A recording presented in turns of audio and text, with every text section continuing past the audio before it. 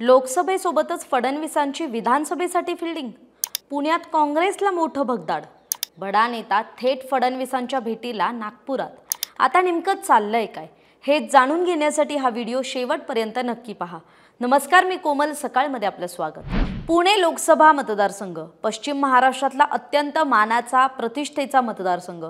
ही जागा खरं तर काँग्रेसला महाविकास आघाडीत मिळाली आहे आणि काँग्रेस पक्षानं कसबा विधानसभा मतदारसंघाचे आमदार रवींद्र धंगेकर यांनाच लोकसभेच्या रिंगणात उतरवले।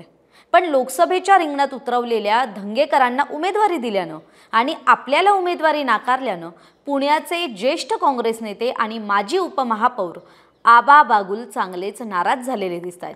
तरी आबा बागुल ही काही साधी सुधी किंवा नवखी व्यक्ती नाहीये, तर जवळपास 4 दशकांहून अधिक काळ त्यांनी राजकारणात घालवलाय। काँग्रेसच्या चिन्हावर ते अनेकदा पुण्यातून नगरसेवकपदी जिंकून आलेत, तर पुण्याचे माजी उपमहापौर म्हणून सुद्धा त्यांनी काम पाहिलंय। काँग्रेस पक्षातही आबा बागुल यांची ओळख हे पुण्यातले ज्येष्ठ आणि निष्ठावंत नेते कार्यकर्ते अशी आहे। तरी पुण्यातील धंगेकरांच्या प्रचारात अजून तरी आबा बागुल दिसले नाहीयेत, त्यामुळे त्यांचा धंगेकरांच्या उमेदवारीला असलेला विरोध अजूनही कायम असल्याचं बोललं जात आहे।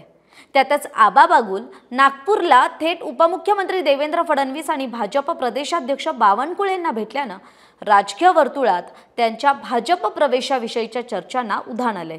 कारण याआधीही काँग्रेस पक्षाने धंगेकरांना उमेदवारी जाहीर केल्यानंतर आबा बागुल यांनी 22 मार्चलाच पत्रकार परिषद घेतली होती आणि त्यावेळी पक्षाविषयीची आपली नाराजी उघड बोलून दाखवली होती।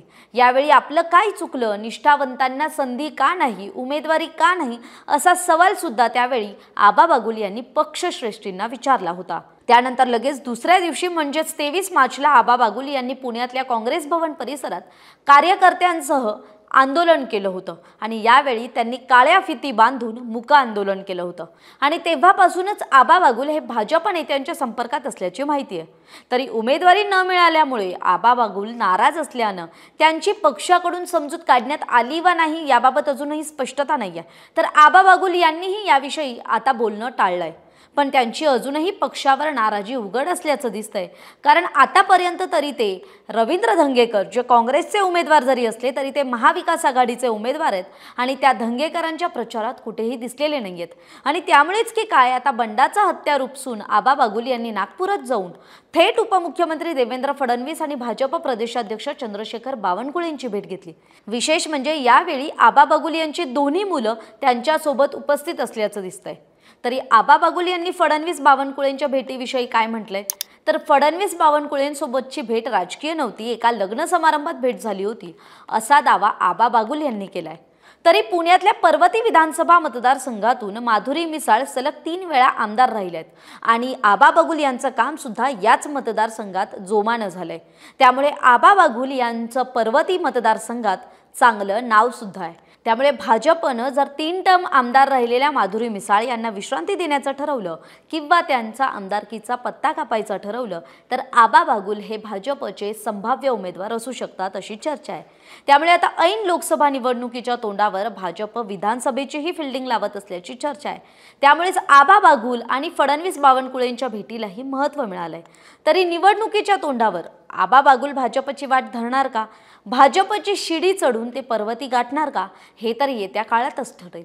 तरी आपल्याला याविषयी काय वाटतंय, आपली मतं कमेंट करून जरूर कळवा। राजकीय घडामोडींविषयी बातम्या वाचण्यासाठी isakal.com ला भेट द्यायला विसरू नका।